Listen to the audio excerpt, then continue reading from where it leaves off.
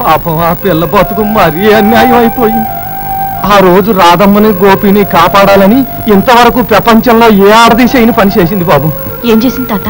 తన జీవితాన్నే ఆ రాజేంద్రయ్యకు బలిచ్చింది. ఆ దుర్మార్గుడు చివరిదాకా ఏలుకుంటాన్ని దాన్ని మోసం చేశాడు.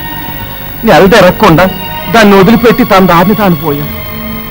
పాపం దాంతో అది పిచ్చిదైపోయి ఆ పిల్ల ఎట్టాటిదో ఎంత నిప్పులాటిదో తెలిసిన ఊళ్ళో ఓళ్లే చెడిని ముండని తిట్టారు. దాని మీద రాళ్ళు రూపారు. అట్లాగే గోపి గోపి అనుకుంటాం మొన్నటిదాకా ఈదులమ్మడి తిరుగుతానే ఉండే గౌరీ.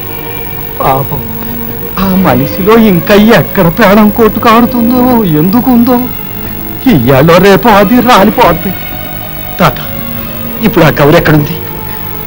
అదిగో బాబు ఆ గోదావరి రోడ్డున గోపి రాధమ్మలకు 2 సమాధులు కట్టించారుగా.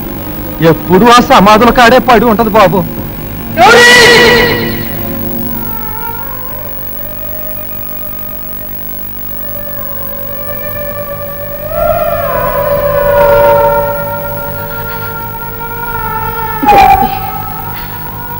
సస్తే నీ చేతుల్లోనే సస్తానన్నా ఆ మాట నిలుపుకోవాలని ఎంతకాలం కళ్ళల్లో ప్రాణాలు నిలుపుకొని నీ కోసం కాసు కూసున్నా. నువ్వేమో రావు, దేవుడేమో రోజు నన్ను రమ్మంటున్నాడు. నేను రానని మొండికేశా. ఇంకెంతకాలం దేవుడితో సావుతో పోరాడగలను?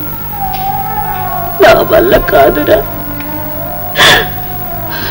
నాలో సత్తువ కూడా లేదు. ఇదే ఆఖరి రోజు.